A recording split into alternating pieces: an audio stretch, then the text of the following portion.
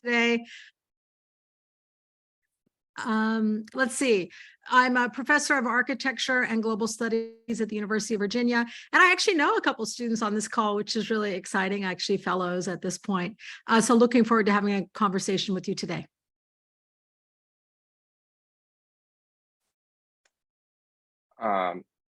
Hi, y'all. My name is Henry. I'm the spokesperson and the communication specialist here at GRTC in Richmond.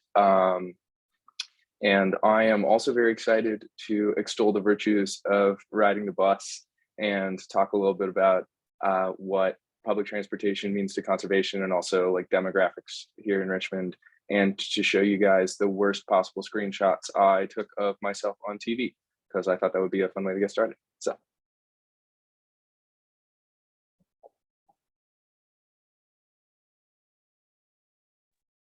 Thank you so much for the introductions. Sometime during the meeting, if possible, could both of the speakers just drop their emails or like LinkedIn in the chat so us fellows can connect with you? If so, that'd be great.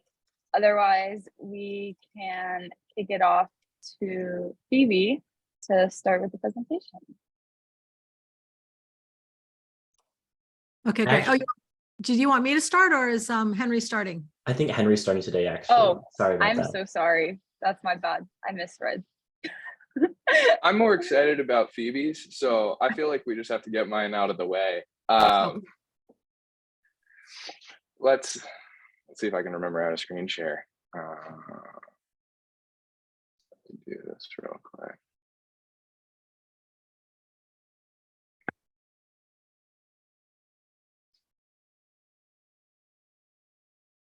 Oh God. So one of the joys of local government is that we don't always have Zoom. At GRTC, we use a software called Ring Central, which means that I've forgotten how anything normal is supposed to work. Is my screen shared? Yep. All right. Great. Well, good morning, everybody. So my name is Henry. I'm on a team with 3 people here at the Greater Richmond Transit Company that do marketing and communications. But you hear marketing department and you think that we do just like Instagram Reels, and that's some of it. But we also do all of the communicating between basically every project team, the constituents, bus riders, the 3 governments that control and are invested in our stake, and a whole bunch of other things. And I am here today, one, because I'm trying to get Ride the Bus to be our new slogan. I will show you above that we have officially selected Connecting the Richmond Region. This is our brand new redesigned logo, and we're very proud of it. So I had to put that slide at the top, but you know, to each their own. So I'm rooting for simple. But more generally, when you talk about conservation, you know, we're not getting anywhere driving cars individually. It's bad for the planet. It's expensive. It's unproductive. And in Richmond, especially, we have a complicated, really interesting history with public transportation. In 1861, the city of Richmond was the first place in the United States to launch electric streetcars. And then in the late 1940s, we literally set them on fire. We've been rebuilding our public transportation system ever since. And today I'm going to talk a little bit about what it means to ride the bus in a historically segregated city with, you know, legacy racism that means parts of it are hot and have bad transportation connection, and parts of it are dense and have great transportation connection. How you design a rapid transit system for the 21st century without, you know, the ability to dig underground and build the New York subway system for $8 or whatever it was built for in 1885, and have a little bit of fun. So let me go to my, all right, so a little about me. Here we go. Here are the best pictures that I found strictly by pulling together. So in the scope of my job, I do a couple of things. I am the guy that we send to go tell you about projects. So that means that sometimes I'm coordinating with the city and the police, and other folks when we're doing reconstruction. You'll see in that bottom left photo, the big Allison Street pillar. That's part of our Pulse system, which I'm going to talk about a little later on. It's our bus rapid transit system, which we do big, expensive construction on, and that's exciting. And then sometimes, you know, we are just trying to communicate that we'd like people to come drive for us. Also, on Wednesday of this week, I got to drive a bus for the very first time, and it's terrifying. The people that operate buses, we call them operators, and sometimes I'll slip into drivers. No longer. I don't know if you've ever considered while driving a car that your wheels are in front of you. In a bus, the wheels that turn you are behind you, and also it weighs 12 tons. So steering, moving, I think I was in it driving for 10 minutes and I never touched the gas, and I never want to. But it was very exciting, and if you ever get the chance, I would recommend it. A lot about GRTC. We're really proud, and I'm really proud to be a part of this team. I've been here for about 3 months, but I moved to Richmond to go to grad school because I wanted to work in public transportation. And then I got to intern with the State Department of Rail and Public Transportation, who also do great work and keep kicking people to the Conservation and Parks Department. We're all going all over the place to spread the gospel of conservation and development of trails and buses and all of these other things, and it's really quite fun. And then answer any questions you might have about public transit in Richmond and how it can be extrapolated out towards, you know, kind of expanding mass transit and reliable mass transit to beyond the 5 cities in North America that really have comprehensive metro systems that you can get around with. So a little background on GRTC here in Richmond. We operate 36 routes, so 31 of them are fixed. If you don't really know transit fancy terms, fixed routes just means it's a normal bus.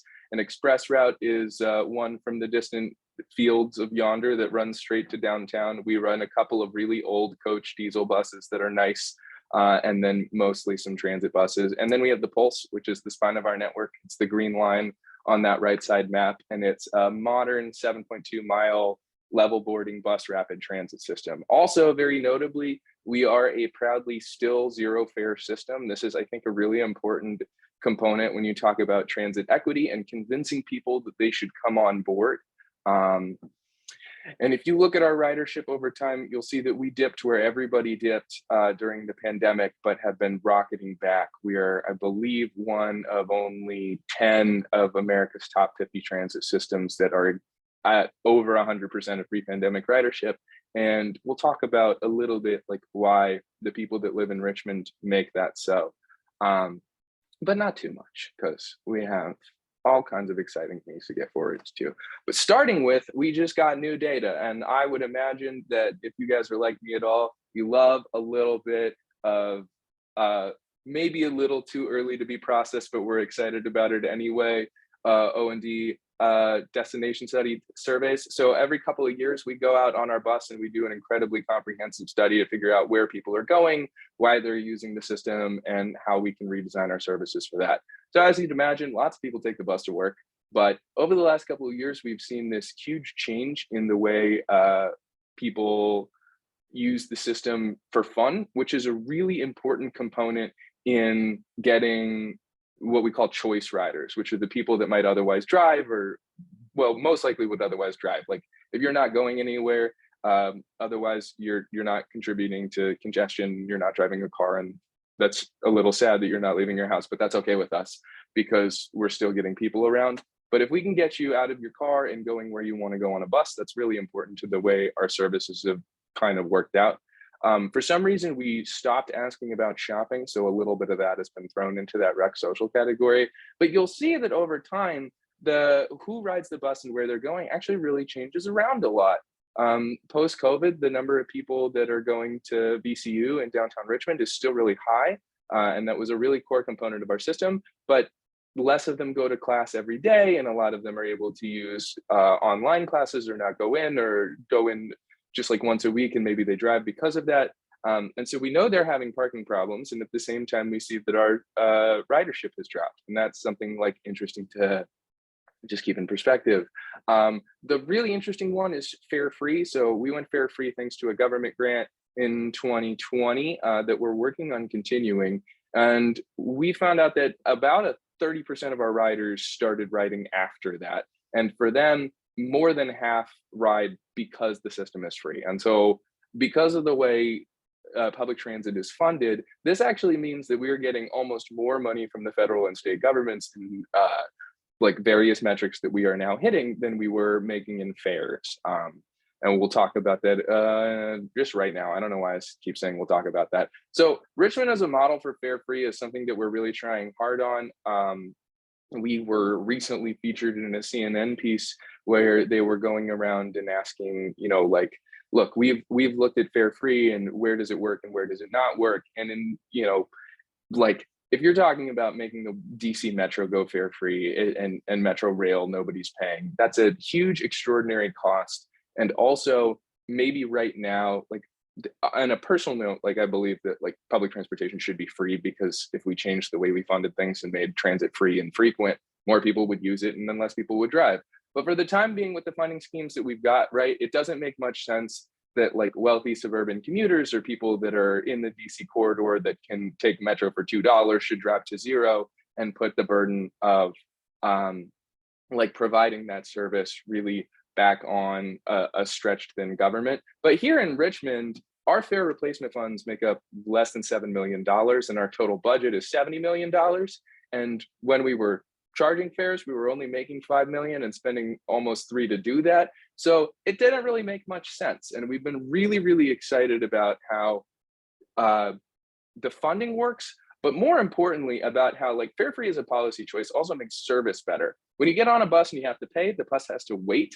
Also, if somebody else gets on a bus and they don't want to pay, and previously we didn't have change and all of these other things, that really increases friction between passengers and operators. And let me just say, I understood this theoretically until this week, but it is so hard to remember all of the buttons and procedures and things that you have to do just to get the bus to the stop, kneel down and open the door while making sure you don't hit anything or anyone. And the back door is 25 feet away and people are running across the street. Add to that, now you have to fight about fares. And you are asking people to do a very, very hard job for, you know, here in Richmond, now a historic increase in the amount of money that they're making. And we do pay our operators, we start them at $25 an hour, which is a career, and it comes with retirement benefits and some other things. But, you know, historically, public transportation for the last 50 years has seen wages decline. And it's really hard to make this like an honorable career that you can work in just like 40 hours a week and have your vacation and all these other things. So that's something that we're trying to attack to like realign our system.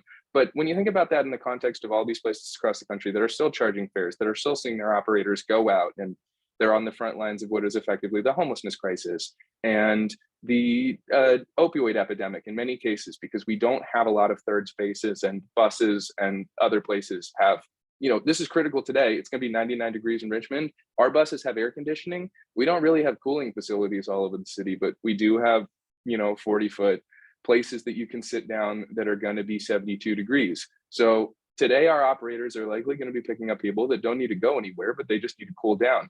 That's kind of okay. But if you have to add to that, you know, fighting about fares and all of the other things while you're trying to provide customer service, while you're steering a 40-ton, 12-foot wide vehicle, that's a lot. So we got Virginia Department of Rail and Public Transportation TRIP funding, which is the Transit Rider Incentive Program. We love an acronym in public transit almost as much as anybody. And then the city gave us some money, and then VCU gave us some money, and then we pulled some money out of our reserve funding. And that was the easiest year to make it happen. So now we're transitioning to, we're out of state funding, and the Regional Transportation Network hasn't decided whether or not they want to go fare free, because quite honestly, I'm not authorized to talk about the level of political decision-making that's at play over whether or not the bus system should be free. Or fare free. We try really hard not to say free, except for me, because I really want everybody on the bus. So we're going to try and assemble a public-private partnership of asking people for money to make up that gap. And we'll see how that goes. Hopefully, you know, in the future, we get state funding and federal funding and city funding. But right now, GRTC is going to do what's going to do.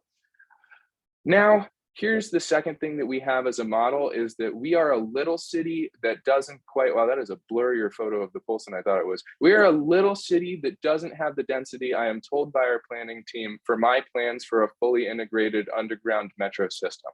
So what we have instead is bus rapid transit, which is kind of like building a light rail and then running it on wheels.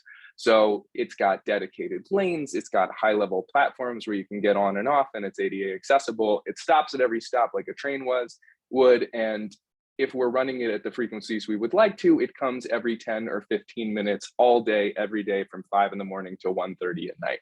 And when we built this, our projections were 3,500 passengers a day, which was quite honestly a lie. Every time you do federal passenger projections, they only allow you to count home to work because the federal government deems that as the only reliable trip source. So that's usually low, but in our case, it was low by almost 40%. We're way over 5,000 passengers a day. When we realigned our system, ridership jumped 17%, and we got a nice little bronze medal from the folks in New York at the, I can't remember their full acronym, ITDP, just goes around the world and rides bus systems and rates them, which sounds like a great job. But we had got all of those things and they came together to give us this nice corridor where we run really frequent service that interacts with all of our other service and does a lot of other things that we as folks interested in conservation might be interested in. That building that you see in the top right was a gas station. Now it's 168 homes. And they're dense and they're transit accessible, and they did not come with a parking deck. And same, they came with a bunch of bike racks and easy access to Richmond's only and flagship rapid transit service. We also see that when you're talking about like fair market, free market solutions to development and density and all of these other things, property values within a quarter-mile of pole stations went up dramatically. The city's rezoning those areas. We're doing all kinds of things to get people to build around this network and make Richmond denser and more transit reliant, and bring us back to the days where Broad Street would have had 7 different trolley lines running down it, providing fast and frequent service all over the region. And now, yesterday, in fact, we hit our final stakeholder meeting of our, this is a terrible slide, I apologize, of our second pulse. So we go east-west currently, and now we want to go north-south.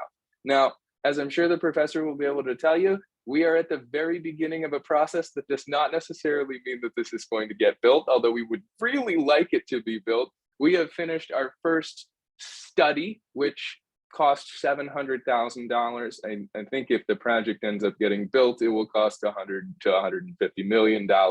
But we figured out kind of where we want it to go. We want to do the same development up and down and do some other cool things. So last night we had a public meeting. It was my first experience going and watching the questions that are asked, and the public is really invested. They sometimes ask great questions like, how is your routing going to impact accessibility to historically disenfranchised neighborhoods and make it so that they have more access to grocery stores? And sometimes they'll look at the proposed map and go, there's no bridge across the river there. You guys don't know where the bridges are, which is interesting because we're transit planners for a living. We are aware of where the bridges are or are not. But that, I digress. We're not going to run the bus straight into the water, we promise. Anyway, should that happen, we then have to get approval from our board, the city, the regional transportation agency, go ask the feds for money, which is contingent on the state giving us money, while asking the state for money, which is contingent on the feds giving us money, start the environmental impact process, then do the architecture and engineering, then build it, then test it, and then open it sometime this decade. Anyway, we're really excited about this. In the meantime, though, we have these other plans. We're extending our routes, whatever. That's just exciting news that I'm supposed to tell everyone anywhere. So if you come to Richmond, you will soon be able to take the 1A further into Chesterfield. Woohoo! It's actually going to open up 25,000 jobs to a county that, all right, real quick aside. In 1973, GRTC opened. We're 50 this year. And we bought out a private company in the city of Richmond that had a whole ownership stake. And they went to the 2 surrounding counties, Henrico and Chesterfield, and said, hey, you guys want to buy some of us? And Henrico said, no, we do not want public transportation. We don't want anything to do with you. We're not going to buy you. And Chesterfield County said, we don't want public transportation so badly that we're buying 50% of your company so that no bus will ever come into our county line. And now finally we are able to put buses there, and they're really excited about transit service. But as you would imagine, Chesterfield is a very sprawling car-centric place with pockets of inequity and poverty that are really, really challenging for them to approach. And that's why there's these purple zones on the map for something called microtransit, which is basically us running an Uber pool service and e-vans that we're going to launch this fall that's going to try and address some of those problems. Anyway, I feel like I have talked to you guys for quite a while. And if there's anything you'd like to know about how transit infrastructure, especially in Richmond, is integrated with the rest of our system. We do have a lot of other people, especially at the state and city level, that are working on trails and bike paths. And when we develop the BRT model, we do so in the context of like, where can people walk? Where is the shade? Where are the businesses? Where are the housing? Is there bike infrastructure? But you know, there's a lot of things that go into play here. This is my slide of different projects that we've been working on, from our trainers to our 50th anniversary video. This man down here in the yellow vest, that's the chairman of our board of directors. He's in a Henrico County supervisor, trying and crashing into everything on our bus training simulator. So it's been a good time joining this team. And if anybody has any questions, I'd be happy to answer them, or we can transition over.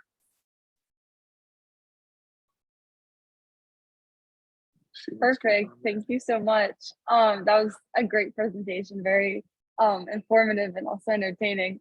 I think we'll do a Q&A session now for Henry, and then we'll do Phoebe's presentation after that. But yeah, I'd like to open the floor to any questions that you guys have for him.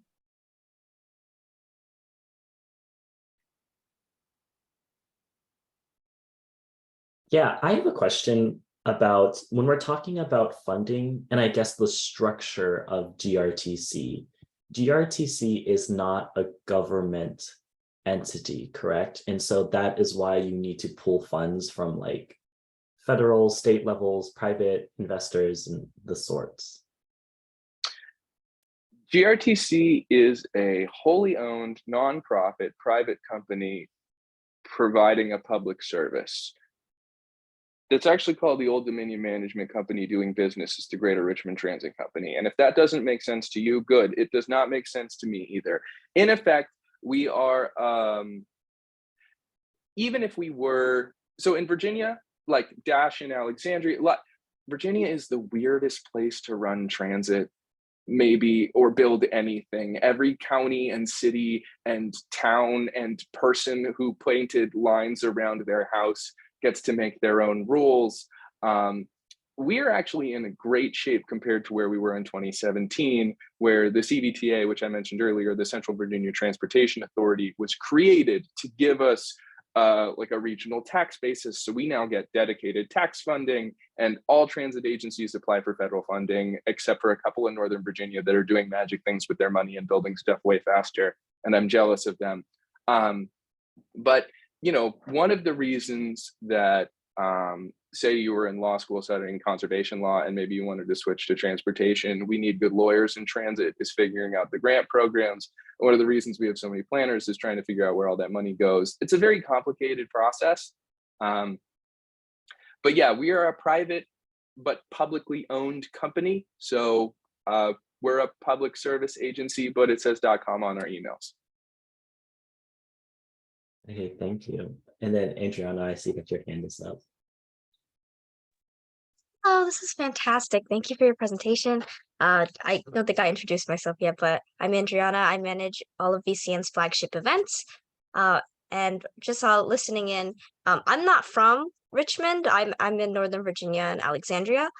But from my coworkers, I heard that if you want to have, at least with like businesses are required to have parking spaces or parking lots in the Richmond area. And I was just wondering if that doesn't, because you mentioned that there was the housing complex that only has bike racks and doesn't have any kind of parking. I was curious if maybe like I didn't have the right idea about that, or is it not applicable to houses? Do you like housing, if you know? So yes, the city of Richmond struck a lot of the parking requirements that they had earlier this year. So we are at kind of a transformational moment in development in Richmond. Part of that, I would hazard a guess, has to do with the fact that our downtown has a lot of big, empty, old parking lots that are falling down and waiting on being redeveloped. But until, you could put up an apartment building without also putting in 400 parking spaces, they were just going to be lots. But, the same goes for us. We have those red lanes that you can kind of see under the pulse, and we need bus only lanes to run a transit service, right? And one of the most challenging things that we do as an agency, as planners, as state and federal governments, is convincing people that if we take their parking spaces to bring them, 5,000 people a day, they're not going to immediately keel over and die because their 2 parking spaces are gone, which is really challenging. I think, quite honestly, that when you look at transit planning, when you look at anything, cars are a really important transportation modality. And you know what? No, this is a good group to say this. Cars are a scourge on transit planning and transportation planning in general, right? They take up tons of space. They move people really inefficiently. They do a lot of damage. They're really expensive, and they kill people all the time. It's tough. It's really tough. And part of what we look at when we look at where we want to put in our north-south poles, the bridge and part of town that makes the most sense for us to build it in, we are not going to build in because the road's only 41 feet wide, which isn't enough space for us to put in 24 feet worth of lanes, because then there'd only be one other travel lane and no parking lane for 4 blocks. And what would we do? Panic and give up, I guess. It's kind of frustrating.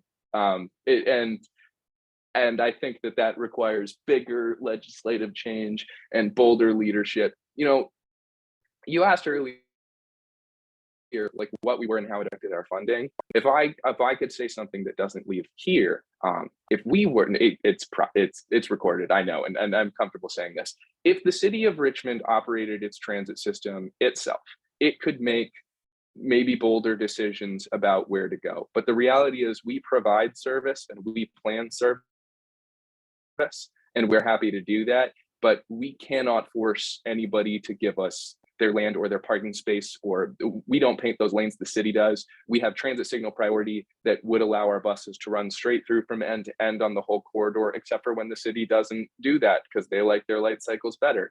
And that's a question for them. They do the regional transit planning as much as we do our own regional. Well, they do transportation planning, we do transit planning. These things have to work together, and we have a really good relationship with the city right now, but it is a constant, ongoing balancing act.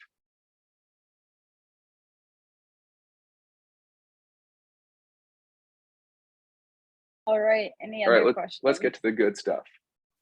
Let's get to the professor. I have one quick question. I was just curious before we move on.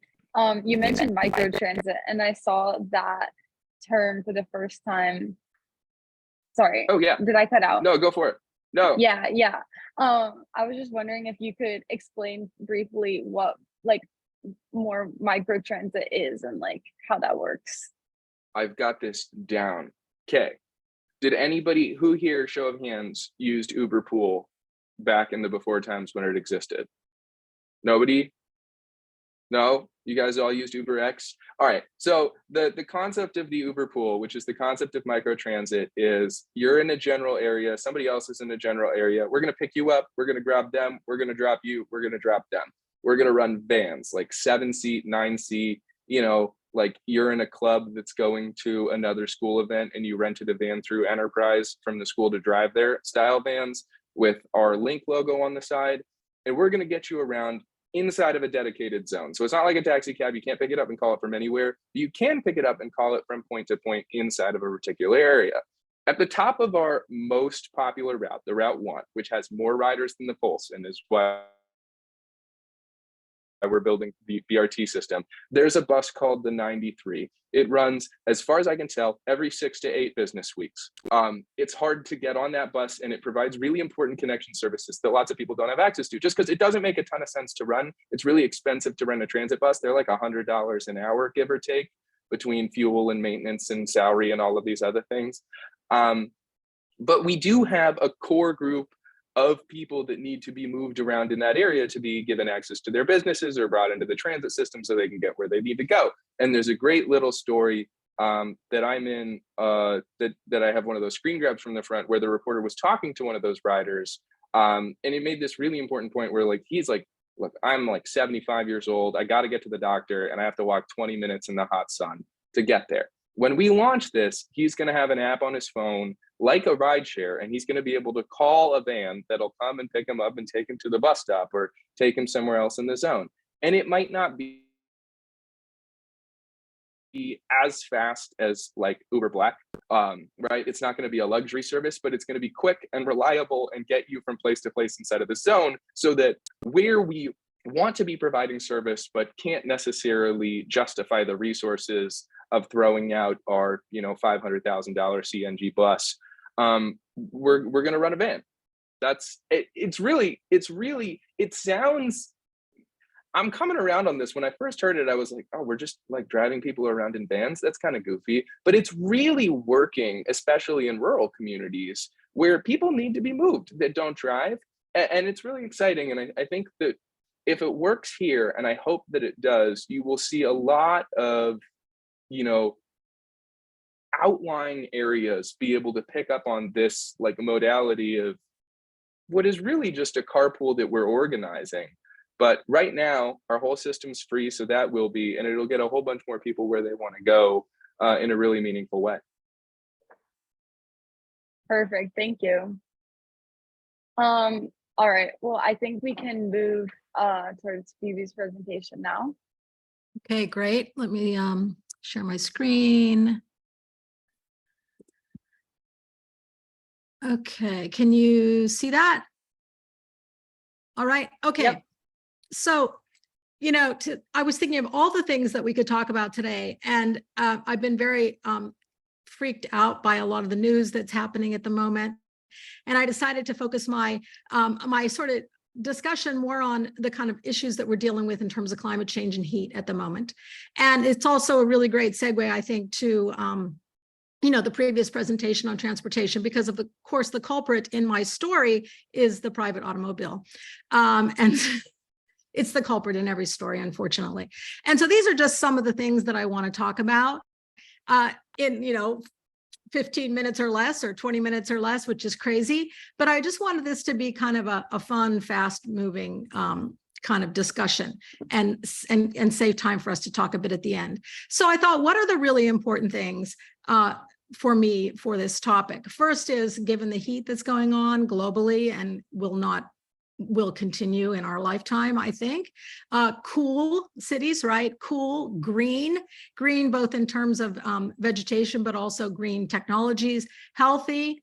And for me, as a designer, as an architect, beauty and pleasure and joy is a really important part of that whole equation. So this is kind of a list of what some of those issues. I want to start with a couple of things that everyone knows, I'm sure, on this call because of the work you do, but we all live in an urban world. Hasn't always been that way. It's been that way for about 20 years or so. And that urbanization is continuing. In places like the US and Europe, of course, we've been fairly urbanized for some time. But if we look at Asia and Africa, where we see the most rapid levels of urbanization, we have a big job to do. And we may not want to build our cities. This is an image of Tokyo. Maybe this isn't exactly the way we want to build our cities going forward. So now is the moment to rethink that. I'm sure you also all know this, the kind of dramatic population growth that we've experienced. One part of the equation, population growth, but also urban to rural population shift. Living in cities is wonderful. Living in cities is also challenging in terms of the things we just heard about, moving people around. How do you give everyone equitable access to goods and services and recreation and so on? So this brings me to the topic that I've been really, I've been having a bit of an existential crisis this week. It feels like every week, thinking about what's going on with climate and weather. I just came back from teaching a study abroad program in Greece. And this was, well, not just a month ago. And now, you know, it feels like half of Greece is on fire. Not really half, but widespread wildfires. And of course, it's not just Greece, it's on nearly every continent, maybe not Antarctica. So we're dealing with what? Rising temperatures, droughts, wildfires, urban heat island effect, we need to adapt and change the way we live quickly. And, it would be nice, this is a joke, but if we could just eradicate the ineffective suburbs that we built, not going to happen. We have to adapt those places, right? We've invested far too much time and energy into a very unsustainable urban morphology or typology. And it's not just the urban form, it's the buildings as well. Really bad building typologies. I just saw this yesterday in the newspaper. More than 4 million people in the US live in urban heat islands. Not a surprise. I don't know, how many people think they live in an urban heat island? I don't think I fully do, but I partially do, depending on where I am in Charlottesville. Definitely Route 29 is an urban heat island. I'm in a little kind of cozy corner of grounds where it's pretty shady and a little bit different. Okay, what are heat islands? Well, again, I'm sure you all know this, but I want to kind of remind us to set the tone. Here are some heat islands. What do they have in common? Just shout it out. I feel like we're in class, right? They're jam-packed. They're jam-packed, and what are they jam-packed with? Roads. Houses and roads. Yeah. There are a lot of buildings, but there's a lot of roads, and those roads are made of asphalt and concrete. And, the image on the bottom is, it's either Phoenix or Tucson, can't remember, Beijing, the one that's hyper polluted, and LA. Sometimes people talk about buildings are responsible for a lot, buildings and the dwellings, the places that we live and work, but our roads are a major culprit in this story as well. Just a reminder in this diagram, everyone knows urban heat island effect, right? So we don't really need to talk about that. But what I want to point out here, if you look at this graph, is that it shows the downtown 92 degrees Fahrenheit. But if we look at the suburban residential, 88 degrees Fahrenheit, not that different, right? I mean, we often think, oh, green suburbs.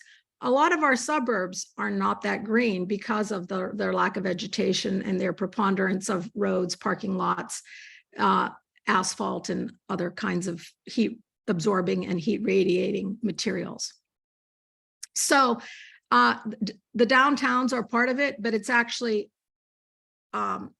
all forms of urbanization, whether it's suburban or peri-urban forms. And, this is like, for instance, satellite image of London or thermal imaging of a city where we can see the temperatures of the roadway, for instance, 37 degrees Celsius, not that much different than the facade of a very glassy building. So the thing I want to focus on is just, I want to be positive, which sometimes it feels hard to do. But it is summer, so let's be positive. And, so the question for me is, how do we design places to support a way of living that we prefer, that we would like, that is truly sustainable for all of us over time? And, this is an image, for instance, of, well, Northern Virginia, but transit-oriented development, TOD, right? A way of actually creating density, which is tied to ways of moving around the city, and also places where you can potentially work or at least buy your groceries or do other daily things. So the good news is we have all kinds of strategies. We actually know what to do. I think the bigger problem is we don't do it. And we heard a little bit about that in the previous presentation, right? When you think, okay, of course it makes sense to have a north-south major connection line in Richmond. Will it happen? We don't know. And it's not just about money. Which is the sad part. Okay, so I just made I think I have seven points that I wanted to talk about briefly of what can we do? Well, first, we can make public transportation and bike lanes and sidewalks and other ways of creating walkable cities. The difficulty, of course, with that is that we can only have these things if we have compact cities with enough density to support those systems. So a lot of times people think, oh, we'll just come in and put a bike lane, or, oh, why don't we have a bus lane or a metro? Well, yeah, we can't have a metro because we don't have enough people to make the numbers work for the investment. So for me, those things go hand in hand for everyone who's, of course, working in the world of planning. The other thing I just want to point out is that often I feel like one of the biggest challenges in the United States when we start talking about public transportation or walkable cities and things like that is, well, people are afraid of density. These are two examples of cities globally, Hong Kong, two cities that I've lived in, Hong Kong and Amsterdam,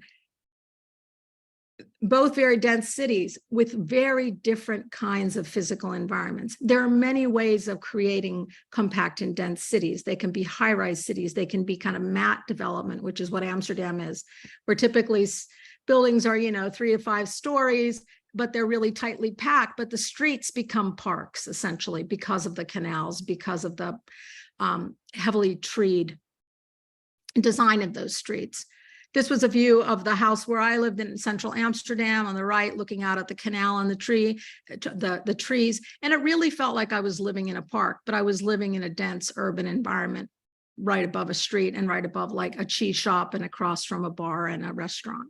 So these issues of density are complex and not as simple as like, oh, we're adding more housing, or what is the floor area ratio, the allowable density of a development, for instance. Okay, second one, which is actually part of the first one, is really stopping sprawl. And we can't have any of these things that we would like by transport and public transportation if we continue to sprawl. I mean, we can use the kind of micro transit that we heard about, and there are strategies, but it's just not nearly as effective as all of us living in proximity so that we can share resources and travel together.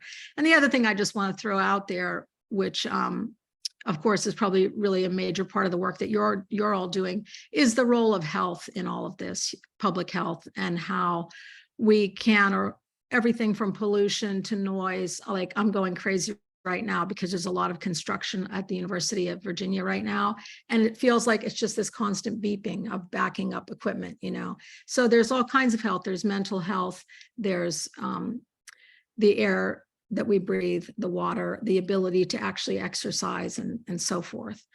So those are like big things, of course, things that are systemic and we can't do overnight. What about some smaller things that we might think about doing that are more, oh, right, this was one more image, of course. Every building is in a sea of asphalt, and that sea of asphalt is radiating intense amounts of heat. So what can we do? Well, you know what? We can plant trees. And if we live in climates that can't support trees so easily because of water limitations, we can plant vines. This is what you find all over the Mediterranean, where trees actually are too water intensive. So creating street canopy and cooling shade in every neighborhood. And, this is scientifically proven to be a very effective way of cooling our cities. We used to do this. We stopped. We started when trees aged out from the late 1800s and early 1900s, when there was a lot of tree planting. When those trees became old, they were cut down and not replaced. This needs to be publicly supported, just like we subsidize fossil fuels. We also need to subsidize trees. There's a great article that I shared with Titus that I think maybe you could send out to the group. Maybe have some people read this article called Shade? Really great one. You can click on the link online, or there's a PDF that I shared. It's from the journal Places. And it really focuses on the importance of shade. It specifically looks at the case of Los Angeles. Shade is a civic resource and also an index of inequality and a requirement for public health. We don't really have time to talk about all this, but we heard a little bit about buses being set on fire in Richmond and the kind of racial segregation issues. I've worked with students who've done studies in Richmond looking at the inequity of tree distribution in the city of Richmond as well. The wealthier the neighborhood, not always, but often, the more trees and the more shade is provided. At the same time, those very neighborhoods that have a lack of shade are the place where people are waiting for the bus. I mean, here's a bus stop in LA, really busy bus stop, no shade. The owner of this barber shop put up a temporary canopy structure to shade people who were just coming in like fainting from the heat and wanting water. The city made him take it down because it was a public obstruction. Really great article that I think would be a fantastic connection to both the presentations today. And you can see the example of, two different areas in Los Angeles and what the reality of living there would be like. So environmental justice, really important part. I mentioned it's not just trees, it can be like vines. The great thing about trees and vines, as opposed to solid coverings, like you might find in a lot of bus stops, is that they create dynamic and dappled light, and their beauty is incredible and changeable with the season. So in the winter, when you want sun because it's cold outside while you're waiting for the bus, these deciduous vines allow the light to come in versus the summer. So really great to think about natural methods, right, as opposed to always constructed. My fourth one, though, is, well, trees and vines are great. People complain about them because they have to be maintained. Of course, everything in our lives has to be maintained, except plastic and asphalt. Well, even asphalt. So, thinking about at maybe the building scale, how we can use buildings or even require buildings, just like we require buildings to do other things, to create shade. Sometimes that can be done in many different ways and at different scales. This is a really awesome new, fairly new building at Georgia Tech, which has this large canopy which shades the building, shades the outdoor spaces, but also generates all the power for the building. It's a giant solar array, but it does lots of things together. Not a new idea. We have done the same thing with porches for hundreds of years. If you've grown up in a house with a porch, you know how important that porch is as a social place, but also as an element that keeps the house cool and creates a kind of interstitial space. We can also do the same thing with public buildings. Here's a project below that shows how public buildings can create amenities like places for people to sit or be in the shade, and pass over sidewalks and generate those kinds of welcoming, cool places. I just want to show some examples just because it's fun to look at them, because this stuff exists. It's not hard. It's just that we're often not doing it. Think about courtyards in ancient houses in Greece and Rome. The atrium form was how houses were built in hot climates to create a shaded, cool area. If you're in a dry place, you can use water, just one water fountain for evaporative cooling to dramatically decrease the temperature of a space. That can happen at the scale of a house, like this house in California, or it can be at the scale of multiple buildings. A lot of architecture now in Dubai and in the Gulf, in the Middle East, are starting to look at doing very narrow streets, just like we used to do, where cars can't drive between the buildings, to make cool shaded places and to even tip the facades, the walls of the buildings in to create more shade in that space. This is all super climate specific, of course. So it depends on where you are. If you're in Alaska, you're not going to use this strategy. It's not expensive. I looked this up online, like, okay, if I wanted to shade the south face of my house and reduce my air conditioning bills and make a nice place to sit, how much would it cost? This is from some website, oh gosh, on Amazon. It's like $30 to buy this shade that you can attach to your house and some stakes in the ground or a railing, and voila, you've just reduced your electric bill dramatically, and you've achieved a lot of other things too, anyways. So these are not all expensive solutions. And they're also not, in the case of something like fabric, it's temporary. If you live in a rental apartment, you're not messing up the apartment, you can still do it. So I just did want to, though, emphasize the difference between different climates, and also the idea of certain elements that change with the seasons, which can allow heat in the summer, solar gain in the winter, and cooling in the summer. One of my favorite things, traveling in Italy and Greece, are the beautiful covered streets. If anyone's been to these kinds of places where it's really hot. It's really hot right now in Spain.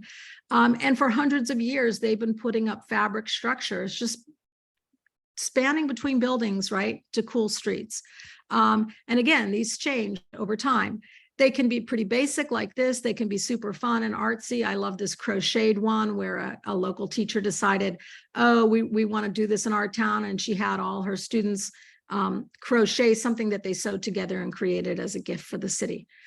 So they can be wacky and wonderful. They can be very simple. They can shade pedestrian streets. They can also shade vehicular streets.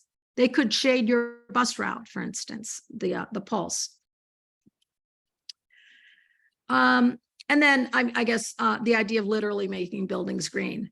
And, you know, there are pros and cons with this. I mean, in many cases, of course, this is a significant financial investment of maintenance for building owners. If you create something beautiful like this wall in Paris, but it can also be, in the case of this high rise in Milan,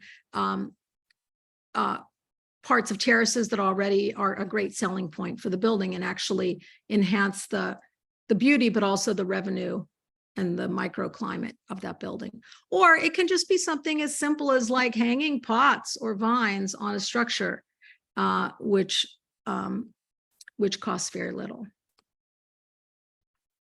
I was going to talk a lot more about green stormwater infrastructure, but I think I'm just showing it, sort of putting it out there as one of the points. This is an area where a lot of, like, I spend a lot of my time focusing as a designer now, in terms of sea level rise issues, climate change, how we manage stormwater at the building and at the city level. The important takeaway here, I think, is that we can make infrastructures that solve technical problems and make them beautiful and make them public amenities, and they can be parks at the same time. So we need to get rid of this like monofunctional mindset that like a drain does one thing and a park does another thing, and a park can be a drain, right? I mean, the Dell here at UVA, for the students that study here and other buildings, they can be really small elements, or they can be part of a large urban, transitway, for instance. And we're seeing more and more now in cities like New York and Norfolk and others, where with sea level rise, that redesigning the waterfront to be more resilient is also a way to bring in an incredible number of green parks, sponge parks that can receive water when needed and can then discharge that water, or allow either through, it can allow the water to depart back into the water body, or it can allow the water to infiltrate into the soil. So to me, when I look at just the amount of incredible parks, adaptive parks that are happening, for instance, in New York right now, it makes me happy to think that we're actually doing something good. And also it can happen at the giant scale, like Lower Manhattan and the Big U project, which is now happening in pieces where basically a seawall is being built around Lower Manhattan, but it's designed in such a way that it's integral with the park, and often you don't even realize the wall is there. So we can use our creativity and our imaginations to solve problems and create even better living conditions for ourselves. Okay, I can't see my clock now. Do I have a few more minutes, or are we pretty much done? Yeah, a couple more minutes. Okay. So I think this is my last point, actually. This is a pretty obvious one, probably the most obvious one, of course, which is making parks and gardens wherever possible, whether they're like community gardens that produce food and bring communities together, or tiny pocket parks, or like the case of DuPont Circle, small parks over subway stations and mass transit, and really linking the idea of moving through the city with points of rest and waiting and engagement. I used to live in DC. That was a long time ago, but I love just hanging out at the subway stop above the park above DuPont Circle subway, because it was so vital and there was always so much going on. And even something as simple as pop-up parks, which can just take over parking spaces. They can fight with the transit folks about who gets the parking spaces to use for movement, but parks don't always have to be permanent. They can actually be temporary interventions to get people excited about something as well. Okay, so I want to end with like a quick visit to Greece, which here we are having class outside on an island, Hydra, that has no cars. Not only does it have no cars, it has no wheeled vehicles. No bicycles are allowed except in the winter for kids under the age of 12. No motor scooters, no mopeds, no wheelbarrows. Very cool. So this was something that was decided in the 1950s as a way to preserve this incredible city, which is built, this small island, which has an incredible city, which is built in a kind of bowl, a topographic bowl, which is just made of stairs. There are places, we visited this place to try to understand what it was really like to be there and live there. This is an example of those kinds of some of the, actually this is on Mykonos, but similar kinds of streets. And it raises the question, how wide does a street need to be? Well, clearly, if it's Broad Street in Richmond, it needs to be pretty wide.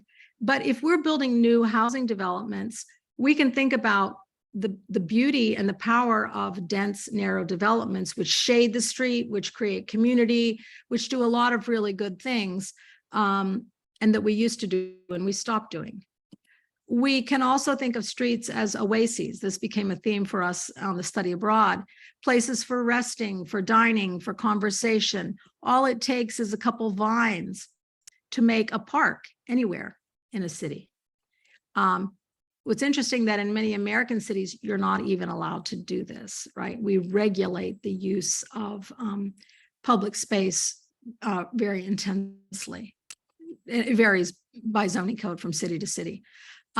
Or allowing buildings to spill out, like this is the island of Poros, where it's so hot that the space, but the sidewalk becomes sort of covered and by the local businesses, so people can sit down. But if as you're walking through the street, you actually want to walk through these shady zones rather than walking across the road in the sun.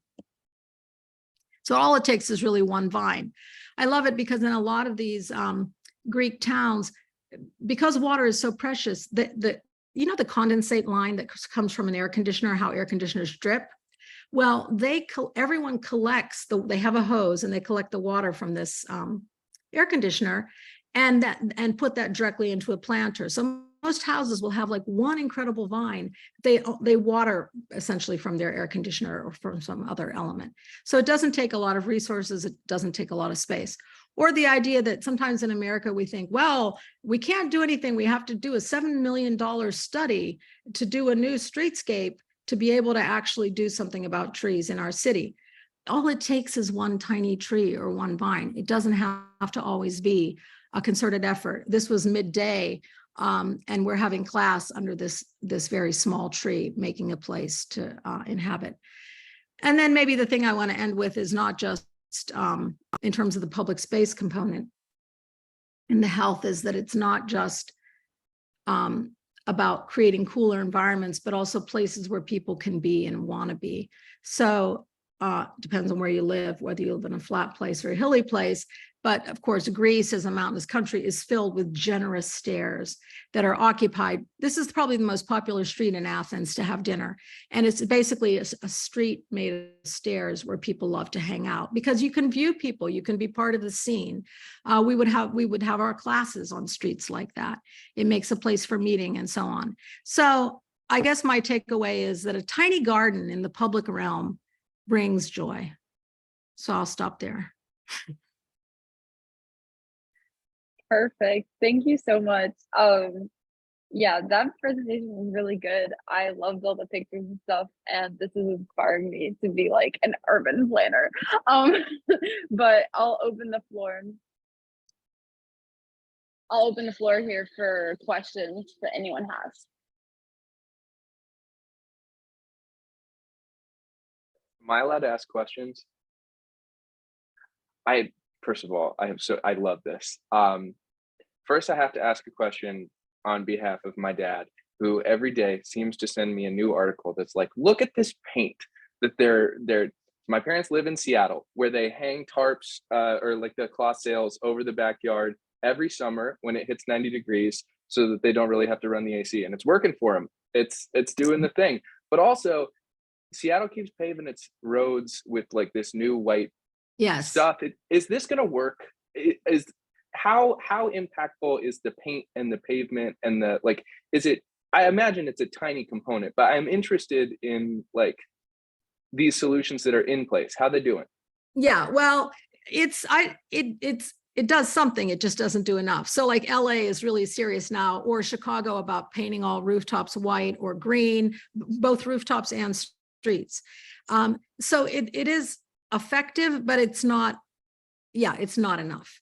But the thing that I love about that, the white radiating paint, is that at least you can take a condition that's already there and screwed up and make it a little bit better. And so I'm advocating for that. I mean, I was actually going to put a few slides about that in this presentation, and the thing that, and I have a little bit of mixed feelings though, because of course, paint is not, what's in that paint? And what is the maintenance requirements of continuing to paint that road over and over? Because we know how quickly, you know, when you have a lot of traffic. So it's like a quick fix, but it's not a systemic solution. That said, I mean, someone said, oh, I'd love to be an urban planner, urban designer.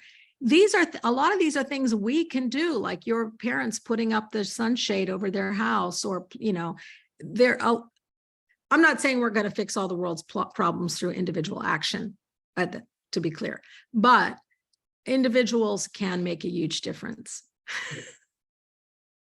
Because we, you know, it's cumulative, right? We have this debate in my class a lot, is like policy and systemic change versus individual responsibility. And I don't see how we're going to move forward without doing both. Yes, Gabrielle. I had a question about how, with like increasing green space in certain areas, how can we combat the potential gentrification that comes with it, and like the rising prices of like homes in the area, or like apartment rent? Yeah, no, this is something that we're talking a lot about on this NSF project I'm working on in Norfolk this summer. And I understand the question. I think though it's like a backwards question, because does that mean we can't have trees? We can't have anything nice for anyone? I think that it's a red herring, actually. We need policies in place that provide affordable housing. We need economic incentives. You know, we can't not have trees because everyone can't have them, just like, and so that I guess that's my answer to that. Also, we know, this is maybe controversial, but I'll say it. Cities change. And so there's a situation right now where it seems like no one wants anything to change sometimes, and things do change. And cities rise and fall, civilizations come and go. Ours will too, just like everyone else's. Hard to think about, but yes. And so neighborhoods change and they gentrify, and then they change again. And so we see cyclical change in cities. And I think it's very unreasonable for anyone to expect to stay in the same place forever, maybe, unless you, so I'm not taking a pro-gentrification stance, but I do think that change is inevitable. And we can do, and this relates to climate adaptation, actually, where it's like, well, our coastal barrier island is flooding. We talked about this, right, in your capstone project. And so we have to build walls to keep it there. Well, actually, the barrier islands shift and change. So no, we actually have to leave the island. We can't keep things in place that are part of natural systems that are beyond the scale of human control. Does that? So there's like natural forces, and then there are socioeconomic and political forces, which we do have control over. But I think everyone should have access to greenery and healthy cities, whether they have a lot of money or no money, which means kind of like the free bus.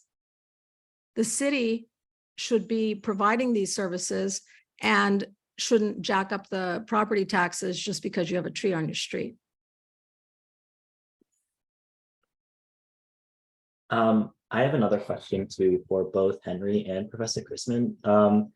I recently just was like reading something this morning about Virginia's automobile pedestrian fatality rate. It's like around 1,000 people every year die in Virginia alone just because of car traffic. So I was wondering, what does public transportation and designing sustainable cities what can they provide in solving that issue?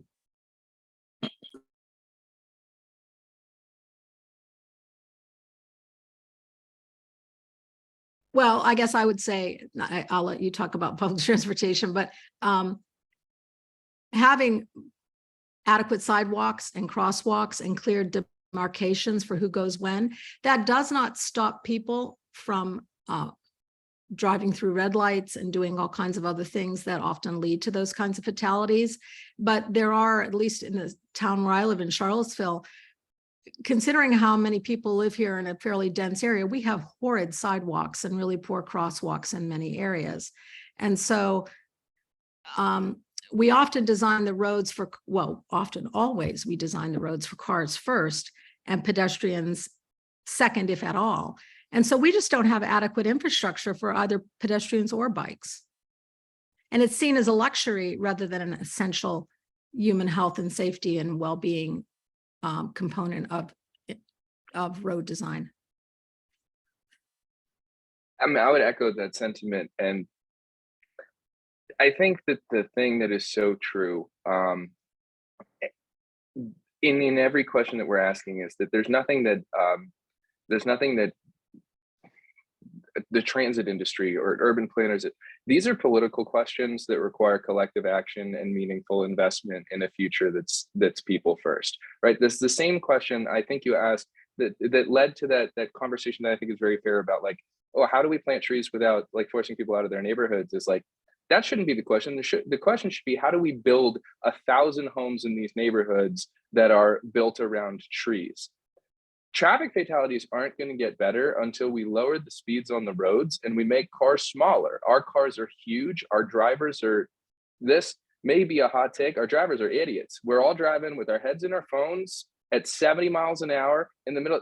I drive to work every day, which is really pathetic. I bought a car to work here at the transit agency because we had to build our office where you could store 160 buses. And believe it or not, it's not the safest place to bike to.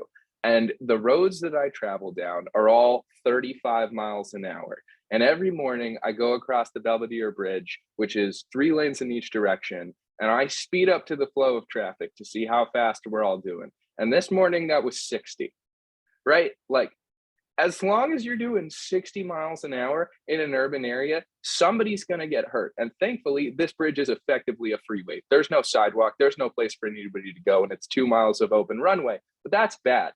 The real answer is, I am so grateful for this opportunity to speak to you all. And I would like to end this by just enrolling in the professor's class, because I feel like on the other side of this table, like I'm in grad school still. I'm still working on these things. I was interning this legislative cycle, and I was sitting in meetings when I was an intern for the State Department of Rail and Public Transportation, as you know, state legislators here in Virginia were saying, like, well, who bikes? Like, why would we want to put a stop sign there but let the bikers go? I mean, that's just, God forbid anyone get out of their car. I mean, my Lexus needs to go 70 miles an hour right there. It's so frustrating. You need to vote. You need to organize all of these things. As like, we're all sitting here and we all believe very similar things, which is like, you know, should Broad Street be as wide as it is? That's a great question. Our traffic engineers would tell you that we almost lost something by giving away the middle lane so that we only have 2 flow lanes. In my dream, the whole downtown gets 1 traffic lane, and we get to put in buffered like bike lanes on the side, because why are people still able to do 40 miles an hour through downtown Richmond, right? I'm ranting and I'm not the expert, but gosh, it is people go too fast. And we talk about this all the time, because anytime, last night I was on my way to go to our North-South interest meeting, and I was like rushing on the bus to go talk on camera, and we had to pull over to pick up passengers from another bus, which had crashed into a car that had cut in front of it. And at that point, you're just like, oh God, please nobody find out that the bus just crashed. Nobody was hurt, so it was okay. But also, it's like, we're constantly interacting with people that can't drive, that are not just hurting themselves and people and others, but also slowing up everybody else's commute. Like, I don't know, we'll run so many buses that the cars can't get around us. That's how we'll solve it. We'll run the buses horizontally. There you go. I fixed Critical it. mass. Well, Yeah. I think the other thing you bring up, which to me, I mean, it all comes down to is like our worldview, right? What do we believe is important in this life on this planet? What do we share? We prioritize convenience and speed in this country over almost everything. And so it's always just kind of mind-blowing to me when I come back from like spending most of the summer in Europe, where I would prefer to live. And everything is huge. It's too big. The cars are going, it freaks me out. I almost have a nervous breakdown coming back from Dulles, and I have to drive because the megabus, which I take to the airport, does not run to meet late flights to bring you back to Charlottesville. So I have to rent a car, right? And it's terrifying. Driving on that road is terrifying. There's nothing that sailing through storms in Greece is nothing compared to driving out of the airport at Dulles. And we just accept this, we create this world which is not pleasant and healthy and good. And we have a hard time imagining how we're going to change it. This is all a fiction. We're living in a fiction that we've created, and we need to change the story. But Professor, you could simply take the 90-minute metro ride from Dulles all the way into Union Station and then get on the one bus that leaves at 2 in. Exactly. No, I look into that every time, but there are 2 buses from DC to Charlottesville. And if you don't get there by 5 or 6 o'clock, it's 6 o'clock. You miss the last bus. So it's crazy. Well, and There's also no way. those are offensively bad transportation options too. Like, those aren't meaningful options. If we tell you that you can take one bus and it's at 4:43 p.m. exactly, and otherwise that's not an option. You have to drive. Mm-hmm. Well, that was a big answer to the traffic fatality question. Thank you both for sharing, though. Those were some great, mini speeches. But I think I'm gonna have to stop us here. I've really been enjoying all of these conversations that we've had. It's super interesting. It's been an amazing last session for the summer speaker series. But yeah, thank you to both Henry and Phoebe so much for speaking, and to everyone who joined us for our last session. This was really great. I don't know what else to add except for thanks for coming. It was really great having you here. Anything I'm missing, Titus? No, that's it. Thank you all, especially to all of the fellows that are coming in every week and sitting in with us. Yep. Yeah, thanks so much. I really enjoyed it. So fun. What a fun way to spend an hour. Okay, we've got to go out and do something. Hey, let's do it. Thank you, everyone. Bye, everyone. Thank you.